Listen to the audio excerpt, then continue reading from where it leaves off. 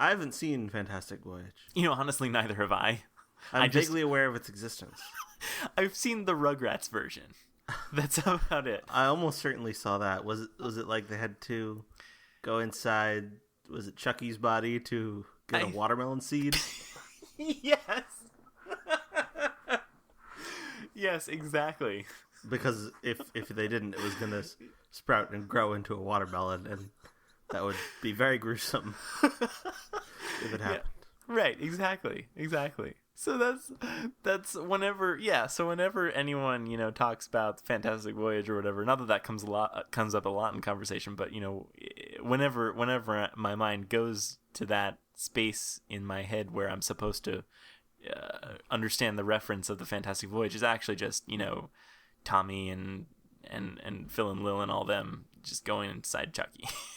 So that's kind of that's Fantastic Voyage for me. Yeah. I assume that the original work is not about fetching a watermelon seed out of a baby. I don't think it is. It's probably not.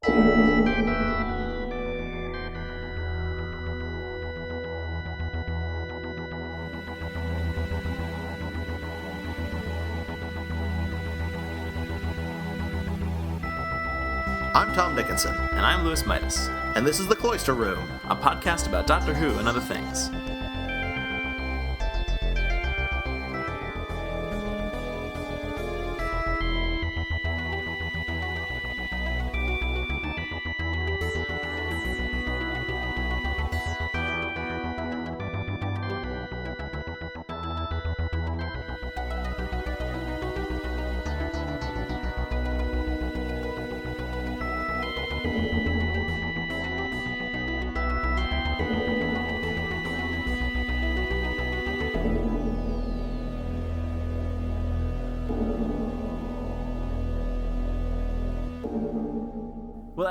Well, I guess because I only saw this episode once. I don't know if I need to see it again. I mean, I'm definitely going to watch it again. I feel like I'm definitely going to watch it again whenever I get a spot of free time.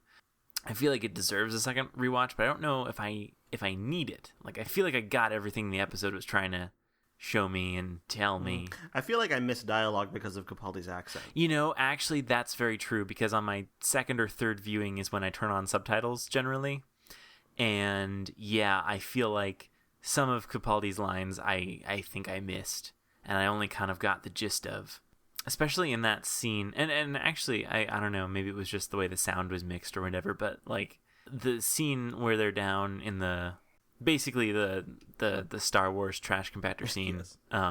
I think there was a lot of dialogue I missed, either from Capaldi and actually a little bit from Jenna Coleman too. I feel like I think she was talking about something about the puns the Doctor makes or something. Yeah, I didn't understand the pun he made. Yeah, something about a bolt hole. Yeah, but yeah, I feel like subtitling this would be is a good thing, and I think I'm probably gonna have to do a subtitle watch of this episode, and I'll probably appreciate a lot of the dialogue that I missed that way.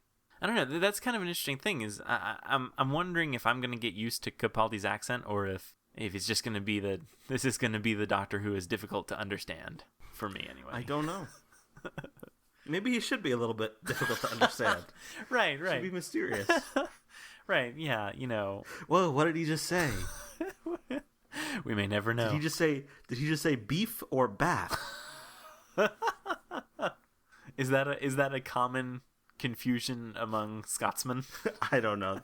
That was just like a vaguely similar pair of words. The first one that sprang to mind: beef and bath. Yeah, there you go. Was he either talking about like beef bouillon or bath bouillon? I don't know.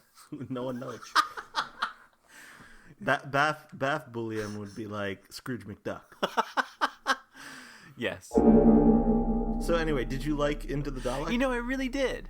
Yeah, I liked it a lot too. It was kind of rewarding for me because, and I'd sort of read episode descriptions, I guess, but when I first heard the episode title, Into the Dalek, I kind of pictured like a Fantastic Voyage kind of thing. And so I kind of liked that that the title, rang true for me, and that my brain worked in the way that I assume Phil Ford and Stephen Moffat wanted that title to work. It conveyed that little nugget of an idea to me in exactly the right form. My kind of thought when I heard about the episode, well, I kind of felt the same way, but also like seeing the trailer scenes, I kind of got a vibe that it would be maybe a little bit like Dalek. Yeah. And I think that was correct as well. Mm-hmm. I think it was very reminiscent of Dalek, which is not. I don't think that's a bad thing. No, not necessarily. And I thought it was different enough that it didn't bother me. Mm-hmm.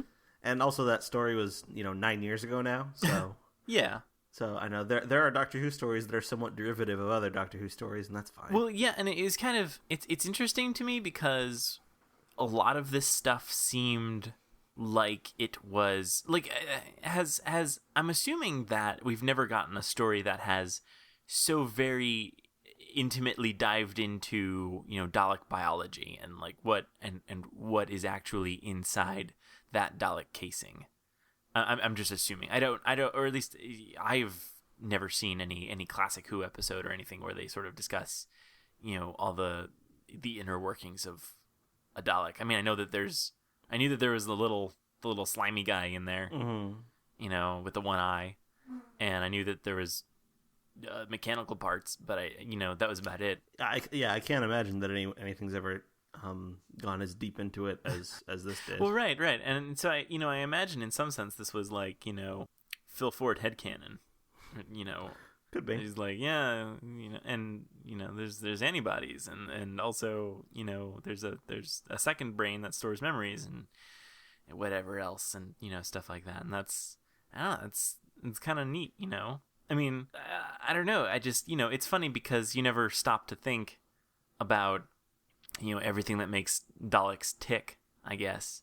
And this sort of really examined that, and I kind of liked them sort of stopping and taking the time to do that. And I mean, obviously, I'm glad it was wrapped in an interesting story, And obviously, I feel like Fantastic Voyage is kind of the only way you can do like a biology lesson like this and keep it interesting. That is, and I like that, and I like I don't know, because, over time I've kind of gotten, you sort of get bits and pieces of what, it's like inside a Dalek's head. Like, they have their, I forget what it was called. I think it was like Pathweb or something. Yeah. Something like that. Yeah, like their version of the internet or whatever, their main database that had everything. And, the idea that, you could delete an entry in that database and then all the Daleks would just instantly forget about that thing. That was an interesting concept to me. I don't know if that appeared anywhere else, but before Asylum of the Daleks. Not that I recall, but it could have. Yeah. So I mean, like little bits and pieces and things like that you learn about the Daleks, that sort of build upon the idea of them. I like that, and I think that's interesting. And so we, there's no shortage of that here, and I like that. Yeah, it was pretty great. I think that's cool. And I also was a little bit worried because I think way too much about these things, like when it comes to like, well, they're shrinking them, but they're not microscopic. You can still see them, like they fit inside a pill, but like they're still visible to the naked eye or whatever, or they look like they are because they're like you can sort of fit them between like I don't know this like pair of tweezers or whatever they use to transport them to the Dalek, and then they go into like the Dalek's eye stalk or whatever, right? And so you sort of have a sense of how big they actually are, and I was worried like, well, this isn't gonna, they're too big, like as if this makes any sort of sense, but initially I was like, well, I don't know if we're gonna get into the real inner workings here because it's just I mean they're smaller, but they're not as small as I imagined. And I mean, obviously, I guess, I don't know, I was probably thinking more in terms of, like, if you were to enter, like, an organic being and, you'd need to fit inside, capillaries and things like that. Right, exactly. And so I guess that's not necessarily... Obviously, that's completely different when you're talking about a Dalek or whatever, because nobody actually ever goes inside the gooey part or whatever. Right. So the actual Dalek creature. Inside the Dalek machine, there's a lot of handy ventilation. Mm-hmm. Yeah. There's a lot of light bulbs for some reason. It's very well lit. Right. Yeah, that is a little surprising. You wouldn't think that would be needed, but I don't know. Maybe it's to keep the Dalek company, like because he does have that one big eye. It's true. He does have that one big eye. So maybe it sort of gives them a sense of depth or something. Like they feel like they're in this big hall or whatever. If it's like lit in the corridors or whatever. Maybe that's comforting to a Dalek. They don't feel like they're in this, because surely some Daleks suffer from some form of claustrophobia, right? Like, I mean, probably. I mean, maybe they could suppress all that kind of stuff, but I feel like something. I still feel like they could derive some level of comfort from the illusion of being in an open space. I don't know. It seems like they wouldn't need any eye. Like if we're gonna strip out all the genetic nonsense that they don't need, you'd think no eyes would be okay. Because I don't know. Yeah, but then again, I mean, I think it's not completely inconceivable that a Dalek mutant would be outside of its case. That's true. So I think it's kind of like a contingency thing, I suppose. And there are cases, if I'm recalling correctly, where a Dalek has continued to be a threat even outside of its case. Yeah. So I guess in those cases, or indeed out of those cases. right. It's important that at least have some visual something or other. I don't know. Some visual reference, even if there's no depth. Yeah. No depth perception there. I think they have to take it on a case-by-case basis, whatever the case may be. Yes. This is not the first Doctor Who story in which the Doctor and company have been miniaturized. Well, I mean, are you considering Let's Kill Hitler? Oh, well, I guess there's that as well, yeah. Yeah, because that occupied maybe like 5 minutes or whatever. But... Yeah, but there was also a first Doctor story. Oh, really? Called Planet of Giants. Ah. Which features the Doctor, Susan, Ian, and Barbara as very tiny on Earth, having materialized improperly in the TARDIS. Ah, that's very interesting. And that was actually planned to be the very first Doctor Who story. Really? Yeah, the very first Doctor Who story would be like, because in the first story they get inside the TARDIS and then that's kind of an argument and the Doctor dematerializes and they show up in caveman times. Right. But it was going to be that they disappear but show up in the same place, only smaller, which I think would have been a kind of odd way to start things off. But right. Instead of time travel, it's Honey, We Shrunk the Teachers or whatever. Yeah. So they end up using that idea as the opener for season 2. Huh. So. Interesting. Yeah, I feel like, that's kind of a weird. That would be a very weird thing because when you're setting up like a premise for an audience, it's kind of weird to set up a concept that is never going to be used again. Although I don't know, maybe if this had been, if the shrinking thing had been the first episode, maybe that would have been a running, a running feature. Is sometimes they arrive on a planet and it's just too big or too small. Actually, that would be interesting because what happens? This is probably a dumb question, but it's because can life exist bigger or smaller than human sized? Like, could there actually be? I mean, there. Like, have you ever seen a squirrel or a? What I mean is, well, yeah, okay, yeah, but like, can there be intelligent squirrels? Is what I'm saying. Can we have a planet of intelligent squirrels? Yeah, I don't see why not. Well, okay, but then here's the thing: is if the Doctor and company ever visit that civilization, they're going to be too big for anything. They're going to try and fit in what I imagine will be these tree homes of these squirrels, but they won't be able to because they'll be too big, right? Well, maybe they could materialize the TARDIS smaller. I don't know. Well, yeah. So that's the thing: is maybe if the shrinking episode had been the first episode, that would have been a running theme. Is like, yeah, there's just planets that are bigger and smaller, and the TARDIS just figures it out and will shrink or expand you to the appropriate size, so that you can interact with this civilization in the manner in which you would have to. Like, this is a whole different. I mean, this is a whole different show I'm talking about. I guess it is. Because I feel like, but I mean, like that is also a thing. Is, you know, I don't think we've ever seen, you know, I guess we haven't we haven't seen a situation where there's been like a planet of actual giants, like where this was actually inconvenient that they are sized, that the main characters are sized as they are. Or actually maybe we just don't know. Like maybe they visited a one-off, you know, planet or whatever where the TARDIS did change sizes, and because we've never seen those monsters or whatever since, or that species since, there's no frame of reference, so there's no way to know. Maybe there's, you know, maybe, I don't know, there's some species that's really huge and the TARDIS did this and we don't know because we haven't seen them since. All very plausible.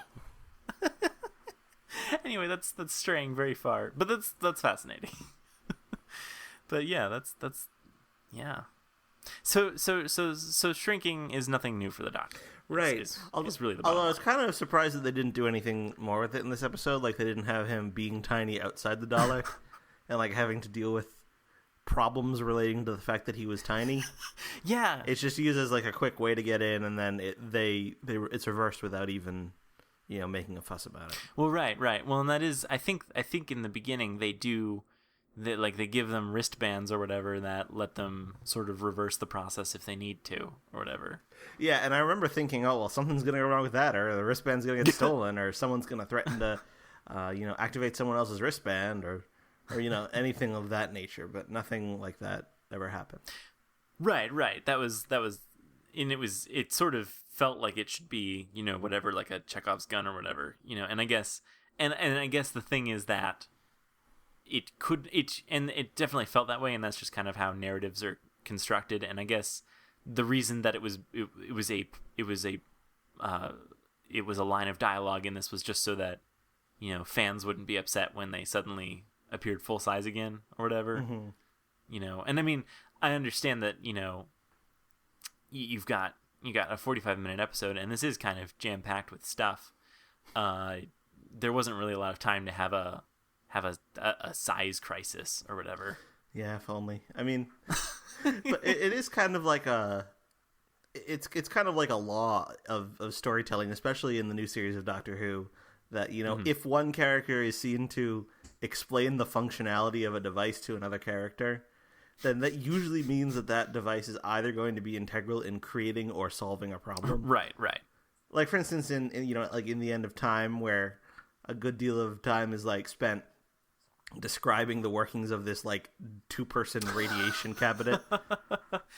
Like in part 1, that right, it's described in detail how that works for no reason whatsoever. And then in part 2, it becomes important. Yeah, that's true. And, you know, it's funny though, because I don't even, and I know that that's kind of been discussed since then, is, you know, why that scene had to play out as it did or whatever, you know, but I honestly don't remember the explanation. So all I remember is really part 2, where, you know, this is the problem that the Doctor has to solve, but I don't remember the explanation for why that system was in place. And I mean, I'm assuming that if I ever rewatch this episode, then I'm sure I will, just for this podcast, I will probably, you know, hear it again, but I don't remember it. Definitely not off the top of my head. But I know there was some system. There is a system. You gotta have a system. Oh, absolutely. You know, yeah. So I do remember that there's like that, you know, there's one person goes into the box, one person comes out. Or then there's 2 boxes. One person goes into one box, and the other comes out of the other box, and there's a button that's pressed, or something, and that's the extent of it. All I know is that they have to obey that rule, or the radiation thing happens, which as it does. But yeah, no, that's a good point. Is, yeah, usually these concepts are used in the actual episode. And it is jarring when that's not the case, like here, where, you know, they bring up a thing just as an explanation, but then they don't. There's nothing to. There's no point where it becomes a problem. I don't know. It's and I shouldn't. It's one of those things where you shouldn't be bothered by it because this is how stuff happens in real life all the time. Is people explain stuff that's never important. But I don't know. It's weird in fiction. Yeah. And I don't know. I don't want to say it's like bad. Like I don't want to say that you should avoid explaining things that don't go anywhere. No, that's not a complaint. It's just it just kind of surprised me. Well, yeah. That I was expecting them to do something with that, and they never did. Yeah, and it's okay to be surprised by fiction. I mean that's half of what fiction's all about, probably. What's the other half? Knowing. I don't know. Surprise and knowing, the two halves of fiction. Yeah, I think those are the most important halves. I think. I think I am warming to Peter Capaldi. Yeah, I think so. I liked him more in this episode than I liked him in the last episode. Yeah, so I agree with that. I think he's kind of coming together. He's still kind of like cold and unfriendly, and he's like, yes, this is Clara. She cares, so I don't have to, or whatever. And there were lines like that, and I did like those. And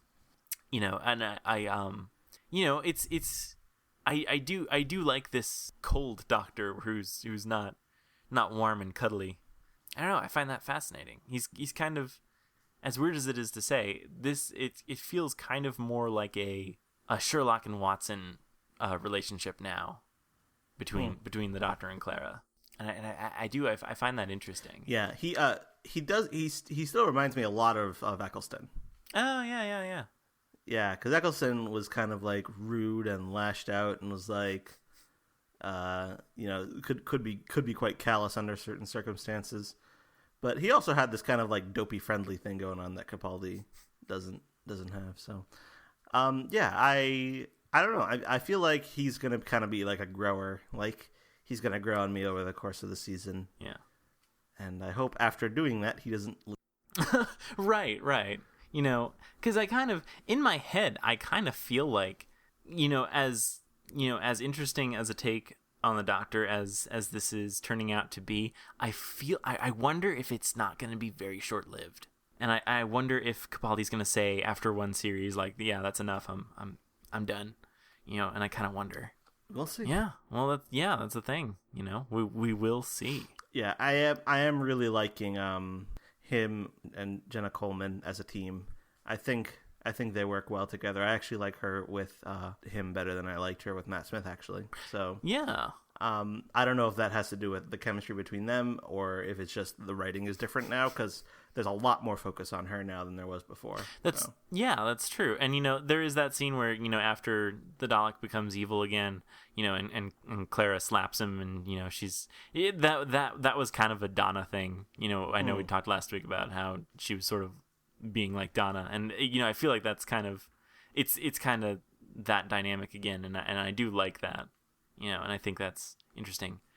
And but yeah, and another thing is I do really like how they're kind of showing more of her life outside of the TARDIS, and how she's doing this school teacher thing, and we're seeing it now instead of just having it implied, really. Mm-hmm. And I really appreciate that, because I feel like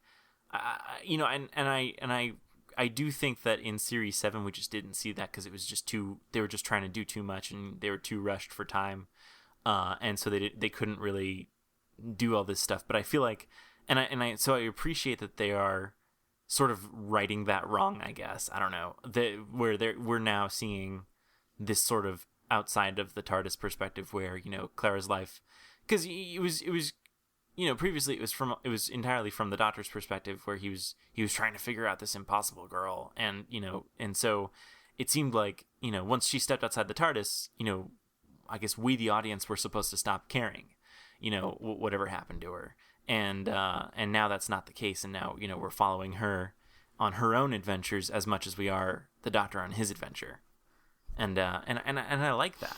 Yeah, it was very interesting, because I don't think there's ever been a Doctor Who story that had the sort of subplot kind of format that was in this week's episode. Yeah. Because like the stuff that happens in Coal Hill School, plot wise, it has pretty much nothing to do with the Dalek plot. Well, right. But Yeah. it does have like a strong like character and thematic connection for Clara, and it's kind of an interesting like counterpoint in terms of, you know, the Doctor's attitude towards working with soldiers, and Clara with this new coworker who is a former soldier. Yeah. So it's a very sort of interesting. It's an interesting way to structure the story, and it's something I don't think they've ever really done before. Yeah. So it's kind of neat, you know, and it does. It sort of feels like we're more grounded in, you know, this reality of, you know, Clara's daily life, and, you know, that's sort of, and it was like this was like that was the, not that was like, I don't know, it's weird because it was like there was this thing, it was, yeah, I don't know, it's it's weird. I liked it. Yeah, I think they spent several seasons kind of getting away from that sort of thing. Yeah. And now it's back, and I'm kind of glad it's back, because I think it was the right decision to kind of get away from it for a while, and have the stories sort of be more like focused on, you know, the actual adventure with the Doctor rather than what's going on at home. But yeah. I do think that it's good to bring that back now. Well, yeah, and I mean, you know, and the way that they seemed to do that in the Russell T Davies era was, you know, they would make it so that, oh, well, now, you know, here's modern day Earth, and there's an alien invasion, and, you know, that was kind of, and they would do home stuff while also having an alien invasion that they had to solve. Yeah, and then the sort of secondary characters would become involved in the plot. Right. Of thwarting the alien invasion somehow. Right. Yeah, and so that was kind of how they do that, and then they could go off and spend a few episodes in space or whatever, you know, or in space or time, as the case may be, and then they could swing back and then have the secondary characters around for the finale or whatever. And yeah, so I kind of like that this is a mix of that. It's, you know, it's still, or it's going back to having, you know, the sort of everyday life, secondary characters kind of stuff happening. But it's also, it's not because there's an alien invasion on Earth. It's, you know, because there's, I don't know, it's regular life. And then, you know, the Doctor is also having this little adventure that he briefly takes Clara for, and then she comes back, and it's 30 seconds later, you know, and so that's kind of nice, because that's like a whole day for Clara, you know, and she just had this 30-second break where she went on, you know, whatever, a 12-hour adventure with the Doctor or whatever, you know, however long it was, you know, and so that's, you know, that's kind of neat that was sort of, I don't know, that was like a day in the life of Clara. Yeah. But yeah, that's neat. I'm kind of looking forward to where they're going with this new Danny Pink fellow. Right, the Danny Pink fellow. Yeah, because he was one of the first major, you know, big announcements they made about this season is, you know, here's this new character. Right. And it wasn't clear kind of what role he would be filling. I think a lot of people jumped to the assumption that he's going to be a companion. Right. Which may still be true. Mm-hmm. Could be. But yeah, I thought he was pretty good. Yeah, well, I mean, like, yeah, I think he's definitely going to be interesting. I want to know more about his sort of, you know, past. I mean, like, certainly, like this. Well, I'm sure we'll find out absolutely nothing about that. I'm sure it's just going to be completely dropped and never mentioned again. Of course, you know, because why would they bring that up? You know, we're still waiting to figure out who the voice in the TARDIS was that saying "Silence will fall." You know, I don't think we're going to ever find out more about this Danny Pink character. I mean, they gotta, you know, one thing at a time. They gotta get to that voice first. Yeah. I don't know, that scene with him like crying was kind of weird. Like, I don't know. I mean, I guess I don't know. I guess they were implying that he had killed someone. Yeah. Who wasn't a soldier, but we don't know anything about it, and we're going to find out. Yeah. I have no doubt of that. But yeah, I don't know. That was like, I mean, that aside, I think that this will be very interesting, and I think he has the potential to be a very interesting character. And it's weird because, yeah, when he was announced, that was a completely meaningless announcement for me. Like, I mean, not that I really expect to have, you know, these I don't know. I guess I do actually tend to expect to feel excited when I read an announcement. But that was an announcement where I was like, oh, okay. So there's this actor who's playing this character I'd never heard of before. Okay, that's interesting. But yeah, now he means something, or I have some idea of what that character is. So, or who that character is. So I don't know. I guess I am interested. I'll say that much. Yeah, I think the main reason they made any kind of announcement was because they had to film outside. Right. And so every time they film outside, I feel like these days the pattern is if they're filming outside, then they make some kind of announcement to like introduce, say, hey, we're going to be filming something with this actor who's going to be playing a character that everyone's going to love. And let's say nothing about it. Like an exciting new character played by this or that person. Yeah. And here's a promo shot of them. Well, right, because if they didn't, they'd instantly assume, oh, he's going to be the master or something, so we don't need more of that. Might as well just get it out of the way. Well, he's Danny Pink. Well, there's a lot of theorizing that he's the master. No, I know. Of course there is. I know. I guess the vain hope is that, announcing him and giving him a name will sort of at least, temper that a little bit and say, no, he's got his own identity. But I mean, no, of course not. Yeah, I think because all that stuff's gonna get out anyway. Who they're filming with outside at least. So yeah, so they might as well just get it out in the open and just For what it's worth, I don't think he's the master. He doesn't seem like the master. Yeah, I'm gonna agree with you on that. I still think Missy might be the master. She really might be. She really might be. Well, yeah, because we got another little flash of heaven. Yeah, but it didn't really add anything. No, it didn't. I mean, I guess the only thing it added is like heaven is not just that one little garden. Yeah, they're not just going to fill that little garden up with people every episode, and it's going to get really crowded. Apparently, there's more to it than that. There's also a room. Yes, a room where there's tea. Mm-hmm. Well, and another interesting thing is that I don't know if we're trying to categorize heaven. We've got all sorts here because last week we had a defeated villain ended up in heaven. I don't know how much the robot was actually or half face man, I should say, was actually a villain, but he was doing kind of bad stuff. So I guess say he was a villain. He was killing people and making flesh balloons out of their skin. Right. That's definitely not cool.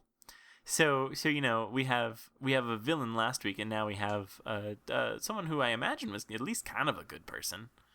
She was not. I mean, I guess we don't really know. Maybe she was evil. But the idea seems to be that just anyone can get into heaven.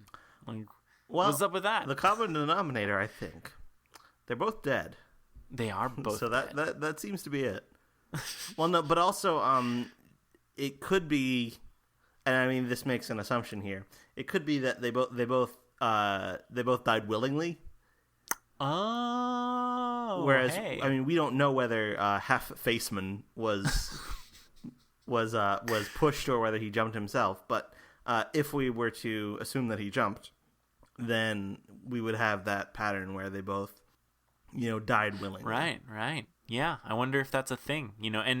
And dying at the maybe not necessarily, but to the benefit of the doctor, like kind of not necessarily at the request of the doctor, but in service of the doctor. Yeah. So I wonder if that's going to be a thing. I kind of feel like with the discussion of Missy and who she is, I kind of feel like that's supposed to be, or I feel like, I don't know, it's kind of a thing where, all the discussion is like who from the past she could be, like what returning character she could possibly be. And, I wonder if that's not being used to the production team's advantage. Like I wonder if because I mean, like, maybe we should be thinking about clues of what kind of a new character she could be. Like, like maybe it's really obvious. I don't know. Well, yeah, I think Moffat said something about a returning villain this year. Oh, really? Doesn't necessarily mean that it's her, obviously, but yeah. I mean, we don't know that much about her yet. That's true. Aside from the fact that she thinks of the doctor as her boyfriend, or says that she does, she can apparently see what's going on. Well, right. To some extent, only she couldn't see whether he jumped or was pushed out of the flesh blimp. So I don't know. Maybe she is a TV viewer. Maybe she's like a viewer of the show. Yes, it's perfect. Yes, she's like a crazy Doctor Who fan. I think that is. I think she is. I think she's the fan inside us all. That. Also, we know that she calls herself Missy, but when the character got an announcement, was referred to as the gatekeeper of the Nether Sphere. Ah, yeah. Back when that character was announced. That's right. And apparently she has something to do with Cybermen. Right. Or appears in an episode that the Cybermen also appear in. So, but yeah, that'll be very interesting. I mean, my hope for that is that it kind of goes a little bit like the crack in Series 5. Yeah. Where it wasn't just that you see the crack in every episode. There was some amount of, development of it. Right.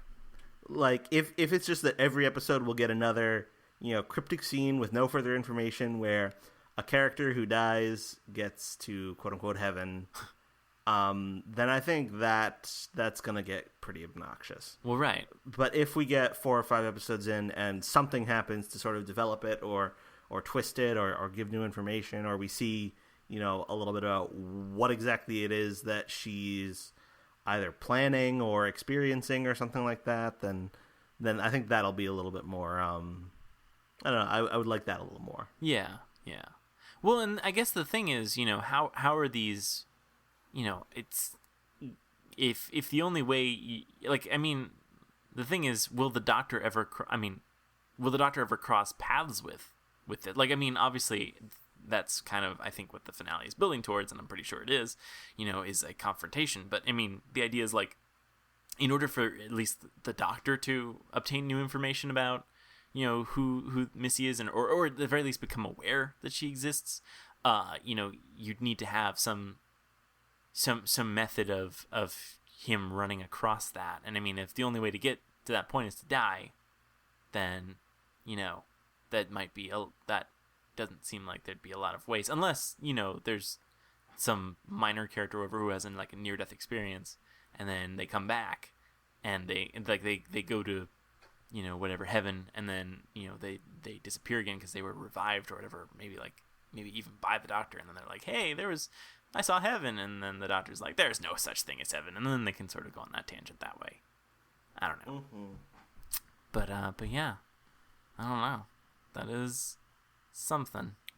Right, because in Series 5, the Doctor was kind of like, hey, it's that crack again. And, he could kind of build on it that way. Yeah, and then, Flesh and Stone featured a major appearance by the crack. Yeah. That kind of developed it interestingly, I think. And then Cold Blood, obviously, brought it back again, and Rory disappeared into it. Mm-hmm. So I'm hoping that it'll be something a little more along those lines, as opposed to, we just keep seeing cryptic hints until it manifests as part of the plot. Yeah, that would be nice. Yeah, it definitely feels that way. Like, it feels like we should be getting more. And I mean, I guess they could prolong this so that it's just, we hit the season finale and then bam, there's this confrontation or whatever, and the Doctor is just completely blindsided by it. But I don't know if that doesn't seem to be how Stephen Moffat tends to do things, and it seems like he kind of likes to have the Doctor to have a chance to sort of rally before the finale. I don't know, kind of like a good man goes to war type of thing. Right. I don't know, and it may be as it was in the Almost People or whatever. What was it? Rebel Flesh / the Almost People. Right. It could be that the Doctor is kind of cooking something on the back burner or whatever, and we just don't know because we're only seeing it from Clara's perspective, where she's only with the Doctor for these short bursts, and then he's off doing his own thing or whatever. So it could be that he already knows something, and we don't have that yet. Yeah, it could be. I guess that wouldn't be all that surprising. I mean, yeah, I don't know. I mean, I wonder. It might have. I guess it might have something to do with Gallifrey. Oh, it could, yeah. But I honestly don't know what that would be. I mean, if it's is there a reason why it just started happening right after he regenerated? Right. And wasn't happening previously, or was it happening previously? Could have been. Could be. Yeah, it could be. It could be that we get like a flashback or something where, we see, I don't know, Solomon sit down with Missy, and they have tea or whatever, and I don't know. But just other people who have died, I don't know, last season or whatever. Who knows? It'd be very interesting. Yeah. Who knows? I like the idea, I like sort of the setting of this story, in that it was sort of set in the background of this, or in the background was set this sort of just Dalek war that's just these people who, we don't really know their backstory or anything. They're just fighting the Daleks, and I kind of like that. Yeah, that's kind of one of the big things that's very different about the way Moffat treats the Daleks and Cybermen versus how Russell T Davies did. Right. That there was a Cybermen war in Nightmare in Silver, and there just was one, and deal with it. Yeah.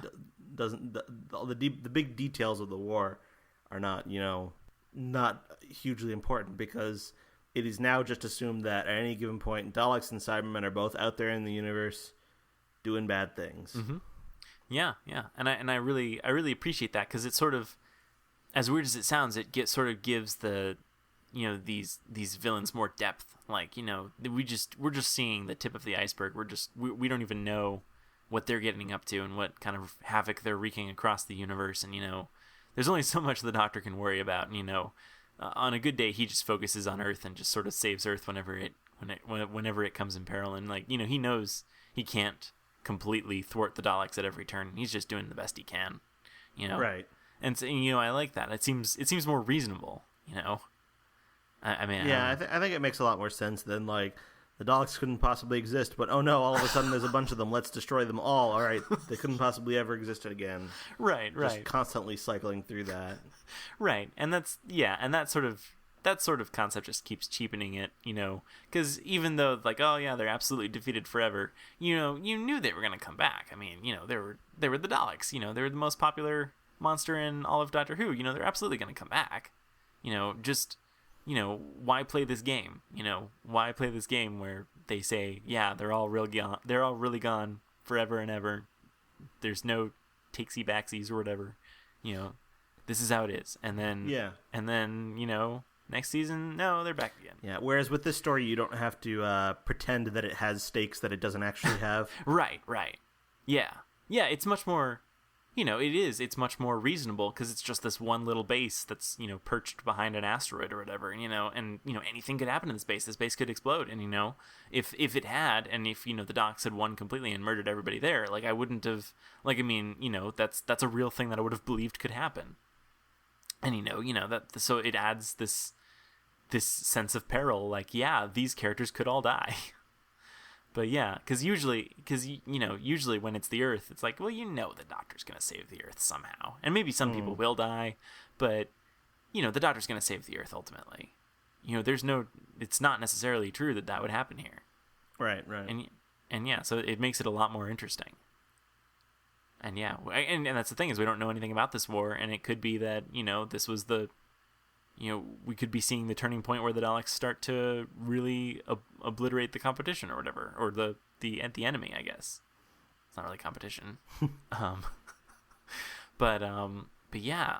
So yeah, it's I just like that, and it gives this, I don't know, it sort of makes the Daleks feel more real to me, if that's a possibility. Yeah, it makes them feel like part of a lived-in universe. Yeah, exactly.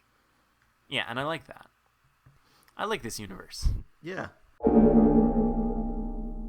One thing I kind of liked was, I thought the pacing was pretty good. Yeah. It seemed a little bit speedier than last week, but it was still kind of it had sort of, I don't know, lazy moments, I guess. Yeah, at no point did it feel like it was moving too fast. Right. Which is honestly a sense I got all the time with Series 7. Yeah. I was like, wow, this is just moving it's at breakneck speed with no pause for breath. It's just constant go. Yeah. But also like somehow a lot of different kinds of stuff happened in this. Yeah. So it was pretty satisfying in that regard. Yeah, yeah. It was really interesting. And I mean, like, if you were to pick apart these elements, I mean, like, I guess, it's like they managed to sort of fit these two sort of different plot threads that were happening, and sort of like there was the Earth stuff with Clara, and then there was the Dalek stuff, with Clara and the Doctor, and there was, they managed to fit both of those in, and if you would pick apart each of them, it's, the Earth stuff is basically a conversation. And the Dalek stuff is, well, it's a little bit more complex. It's a little bit more complex. It's they actually go inside the Dalek, but they go inside the Dalek, and they sort of get lost for like 2 scenes, and then they repair the crack, and then there's problems, and so it's neither of those two threads are that, I guess, complex, but the fact that they were able to manage those into a single episode, and it still felt reasonably paced and satisfying. That's pretty nice and pretty neat. Yeah, it was good. I also really liked the visuals. Oh yeah. Like, probably my favorite part was the like really weird trippy bit where they're actually entering into the Dalek. Right. Through the membrane or whatever. Yeah. I don't know. I just like seeing weird visuals in Doctor Who. It's something that they don't really do all that much anymore. Well, right. It's kind of going back to their roots, like with in the 70s with like the weird, who knows what these effects are, and I like that, Yeah, like, I mean, in the very first episode, the TARDIS dematerialization in An Unearthly Child, it's very like strange and weird, and you see people's the characters' faces, and they look all like dismayed and stressed out, and oh yeah, it's way over the top compared to what you have now, and like, for instance, another one I like to think of is the scene in the Three Doctors where like the Doctor and Omega do combat in the Doctor's mind. It's just this strange like backdrop where the Doctor wrestles a creature, and I just like seeing these. Doctor Who, I think, should be like weird and strange and stuff like that. So I like the visuals there. I also like the visuals in the scene where he's confronting the Dalek Eye. Oh yeah. I thought that was pretty cool too. Yeah. There's a lot of neat stuff.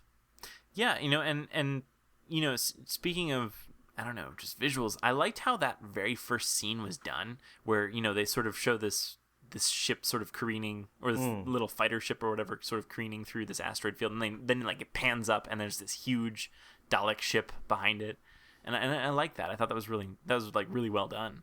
I don't know, it was really exciting. But yeah, I don't know. This was a bunch of really cool looking visuals. So, do you think Doctor Who is becoming more educational again? You thought this was educational? Well, we learned about antibodies, right? I mean, well, antibodies were in Let's Kill Hitler, weren't they? Were they? They were like robot antibodies you're in right. the Tesselecta. You're right. So this was a refresher course. Yeah, refresher on antibodies. Okay. Okay. We also learned a little bit, I think, about neural pathways and how they conduct electricity. That's true. We learned nothing else. Nothing in school. There was no actual learning that happened in the school. That's true. There were scenes shot in a school, but there was no learning happening within those scenes. We learned Danny Pink may have killed a guy. Oh, that's true. We learned that apparently the Doctor hates soldiers. Yeah. I thought that was a little weird. Yeah, a little bit. Because, he I don't know, the Doctor doesn't usually, like, straight up just say no to people who want to come with him. Like, even if, I don't know. Yeah, he seemed to sort of be really, really anti-soldier in this. Yeah, I wonder if that's going to cause some controversy. Well, yeah, and that some people who watch this, I'm sure, are or were soldiers. Well, yeah, that's true. And I mean, like, he seemed fine with Wilf. That's right. He seemed fine with the Brigadier. Sometimes he wasn't always fine with the Brigadier, but sometimes he was fine with the Brigadier. Yeah. So I don't know. I wonder whether I mean. Possibly that's put there as sort of like the starting point of something that will create tension later as you know, as I'm assuming eventually the Doctor will interact with Danny Pink. Yeah. So perhaps once they start interacting, that will that'll be picked up and carried somewhere else. But it seemed kind of strange to me. Well, yeah. And I mean, like, the Doctor's never been like a huge fan of guns. You know, he doesn't like guns and doesn't like guns pointed at people or whatever. And, you know, it's all possible permutations of people holding guns. But yeah, but I don't know if he's ever had such a strong stance against, soldiers or former soldiers. And, I mean, because there is kind of, I think, that idea that, people can change or whatever. And so, even if, you were a soldier yesterday, if you want to, get rid of your gun and start, following the Doctor, that I feel like the Doctor has never, like, explicitly discouraged that or said that doesn't count. Once a soldier, always a soldier or whatever. I don't know. Like, I don't think he's ever said that. So I feel like, yeah, I don't know. That is kind of weird for him to do that. But yeah, I'm assuming that is designed to cause conflict later on. I have to say though, I don't think last week I commented on the new theme at all, like the new opening theme. we totally skipped the theme in the new opening. Yeah. And I kind of really like the theme, like the opening theme, because like the music itself, because it sort of, I don't know, it almost has like a Seventh Doctor vibe to me. A little bit, I guess. I don't know. Something about it I like though. I don't know what they're going for with like the gears and stuff in like the visuals. Well, that was fan made. I read something about that was like Stephen Moffat saw it on YouTube or whatever and was like, we got to get this guy. Yeah, and so he commissioned the fan who made it. Which, I mean, that's I like to hear that. That's pretty cool that they do that. Yeah, it's kind of, it's interesting, and it's interesting because I don't know, because it's a much better story than, the guy who wrote Full Circle or whatever, who Andrew Smith. Yeah, because with him writing unsolicited scripts, and then they're like, well, fine, we need a new script or whatever. Fine, this guy's script is halfway decent. Let's just use this. Well, don't diss Andrew Smith. What? Don't diss Andrew Smith. I'm not dissing him. I'm just saying, it's kind of a weird story, and I don't know if it's. I feel like this is better. I do. I kind of like the new visuals. Oh yeah, they're very different from what we've had before. That's true. It's because it seems like they've. On the one hand, I feel like we didn't give enough time for the ones that they made for 7B, because I feel like they had the Series 5 titles for both Series 5 and Series 6, and then they sort of changed them for 7A a little bit. And then they completely revamped them for 7B, and I liked those visuals. And I feel like, I don't know, I kind of, it seems weird to me. I mean, like, yeah, like, with regard to to the way these actually look, I think that they're mostly okay, and I think it is very different. But I don't know. I kind of feel like the series, 7B was just, those titles were just so short lived. Yeah. I don't know. And with the new one, I think visually it's very cool looking, but I do think that it overemphasizes, like, because it's gears, it's clockwork, obviously time. I think it overemphasizes time. Oh yeah, and which I don't think is as big a deal in Doctor Who as people tend to make it out to be. Well, right, because it's because there's two sides to that coin. There's time and then there's space, and space doesn't really get much of a chance to shine here.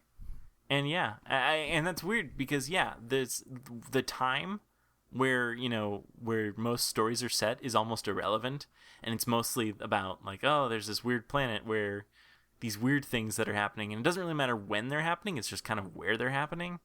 Yeah. So insofar as that's true, it's a little bit strange that it's very, very time heavy. And I think the extent to like time is sometimes sometimes there are stories that are about time or are about being a time traveler, but for the most part, time travel and space travel, that's just like how they get to the adventure. and the adventure has nothing to do with that. That's true. Yeah. Like, it's just like they will go into a Dalek, and the fact that they time traveled to get there isn't really, it's not the main focal point of what the show's about. Right. It's about like going on these weird adventures that could go, anywhere. Yeah. It could be any kind of adventure. So I kind of like, the sort of like space and like the vortexy kind of feel is like, it gives the feel of like this just sort of like vast unknown. Rightness. Yeah. And I think that's also true of like the very early opening themes, which didn't even seem to represent space. They were just kind of non-representational, abstract, thingies. Right. It's just like a sense of the unknown, as opposed to, I do think that this opening is like, it very specifically suggests, all right, this is a time show about time where we're traveling in time. It's time for time. It's time, and it's time o'clock. Yes, exactly. And I do think that gets a little overemphasized in what's really at the core of the show. So I don't know, but I do think it looks cool. So yeah, you know what? There is much to be said about being cool and looking cool, and this is definitely looking cool. But yeah, I don't know, because it's kind of weird, because a lot of the times the titles do just kind of feel like you're just.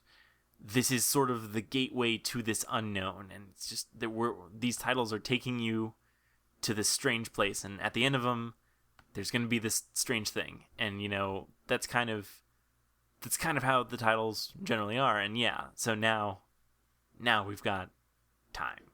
I don't know, but I think they'll do for a while, and I wonder how long these will last. Probably another episode or two.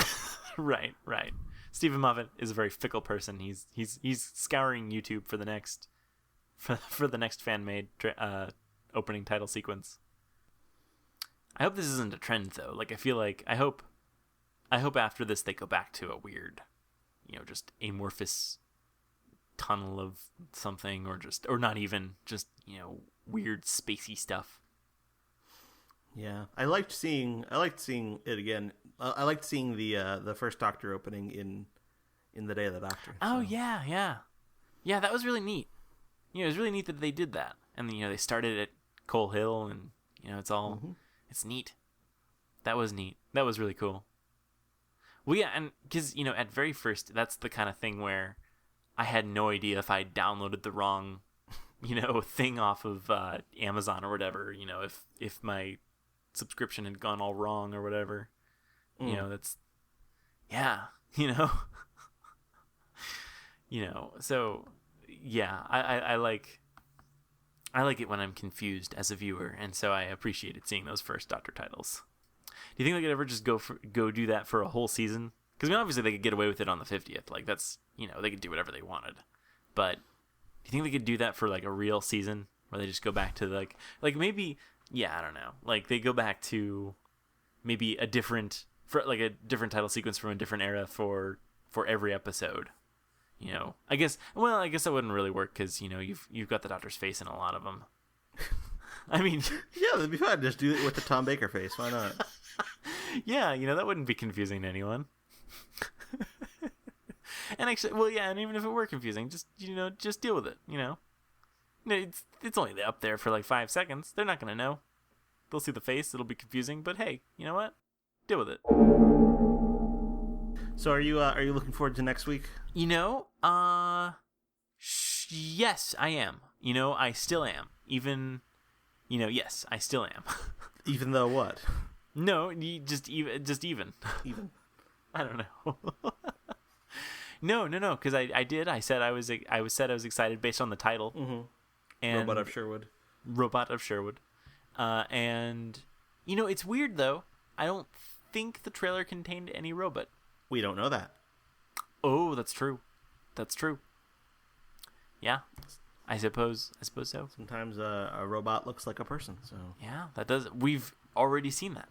At least half of a person. Yes, there are many copies. And they have a plan. Then they have a plan. Do you think it's Robin Hood? Do you think that's why the Doctor says there's no such thing? I would not be surprised. I mean, it is called Robot of Sherwood as opposed to Robin of Sherwood, so I would not be surprised if Robin Hood was the robot. Oh yeah, there you go. Yeah, I given that it's a Mark Gatiss episode, Yeah, I'm not really sure what to expect because sometimes his episodes are kind of meh, and sometimes like I think The Crimson Horror was one of my favorites from last year. Yeah, that's true. That's true. We shall have to wait and see.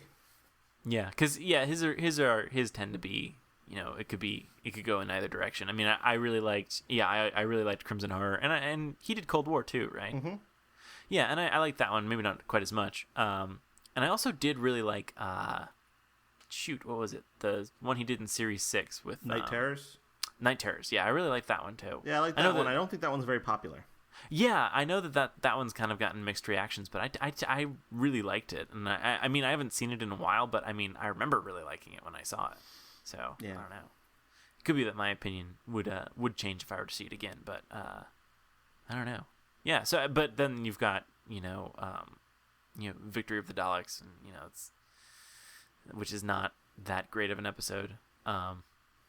So yeah, it can be, it can go either way. And so yeah, actually, I'm interested, if nothing else, to see which way it goes, and which it'll be. Well, we'll see. Yeah, I want to like it. I want to believe I'm gonna like it. I want to like all of them. But that's true. That's true. Actually, no. I want to really dislike just one. You want like one of these episodes to be the new Fear Her or whatever? No, I want one to be one that everyone likes and I hate it. Oh, for very good reasons, and I can be very self-righteous about it. Basically, what I want is an Amy's Choice. Oh yeah. I just want another Amy's Choice. Of course, yeah. No, and I hope you get it, and that's how you know that this show is not that your love is not. Like, yeah, that's how you know that you're sort of calibrated. That's how you know you're alive. That's right. I just want to feel. Yes, exactly. You want to feel the whole range of human emotion, from love to hate. Which Exactly. So, yeah, absolutely. You shouldn't just be non-stop love. That's crazy. Yeah, but all the rest of them I want to love. Oh, well, obviously, yeah. I mean, obviously, once you're done with your token hate, then you can, obviously go switch back to love. That's how that works. So there you go. So which one do you think everyone's gonna love that you're gonna hate? Probably In the Forest of the Night. Wait, which one's that? It's the Frank Cottrell Boyce one it's the third to last episode of the season. Ah, somehow that slipped by my radar. I don't know. How would that expression end? Flew under the radar, maybe. Flew under. Yeah, I guess it has to be. Yeah, I don't know. Huh? Yeah. Okay. Yeah, I don't know. Maybe it's just the way all the titles are. That we've got these big, thought-provoking titles like Listen, Time Heist, Kill the Moon. Not necessarily Caretaker. Caretaker sounds a little bit interesting, but Mummy on the Orient Express. And then there's just In the Forest of the Night, which is just a collection of regular words. Well, it's a title that I've added to my list of televised Doctor Who stories whose titles make use only of words appearing in the titles of other previously televised Doctor Who stories. Okay, and which previous Doctor Who stories did these words appear in? Well, In the Forest of the Night, there's Forest of the Dead. Okay, oh yeah. And there's Night Terrors. Oh yeah, there you go. So and In the and Of have already appeared in various stories. So those you get those for free. When I was drawing out the list, I mean, in the early Hartnell era, you didn't get all of them for free, but yeah. But yeah, so the titles I've had to, I think I read them off once on an episode. Yes, you did. Of this show. The ones I added recently were The Day of the Doctor. Okay. The Time of the Doctor. Uh-huh. Kill the Moon. And In the Forest of the Night. Huh. Okay. So there you go. So that's the one that everyone will love, but you will hate. I think it's possible. All right. Well, I don't know anything about it other than the writer and the title. Well, there, and I think that's kind of how you gotta go. And I don't know anything about Frank Cottrell Boyce either. So. Well, right. That name does not sound familiar to me. No, he's apparently written some stuff. It looks. I'm looking at Wikipedia right now, and it looks like he's got stuff on that page. Yeah, he's. I guess I don't know. He's like this season's prestige writer. I guess. I see. Yeah. Like Series 5 had the dude who wrote Love Actually. Yeah. Series 6 had Neil Gaiman, and Series 7 had Neil Gaiman again. This time it's that guy who I don't know. Okay, wow. I did, and I had a mental list of all the episodes. Not really, but I thought I did, and that one was not in there. We'll double check to see if any others are missing. Well, the Caretaker I think also kind of slipped by me. Because it's wedged in between Time Heist and Kill the Moon, and those are just an explosion of thought provokingness. I'm just hoping Time Heist is going to be a sequel to Time Flight. So it's the master disguised as some racist stereotype hiding, and he's gonna like pull the Doctor in. Yeah, and the Doctor's gonna be on some future version of Concord. Yeah, sure. I hope so. So yeah, the Caretaker. That's a one. That was also not on my radar. No, that one I think I'm gonna like because it's Gareth Roberts and Stephen Moffat co-writing. So what has Gareth Roberts done? He has first of all, he's written many novels. He wrote the Shakespeare Code. Oh, Unicorn and the Wasp. The Lodger. And Closing Time. Oh yeah. So okay, yeah. All right, I can see that. He does good stuff. So okay, yeah, I could see you liking it. I can see that. Me too.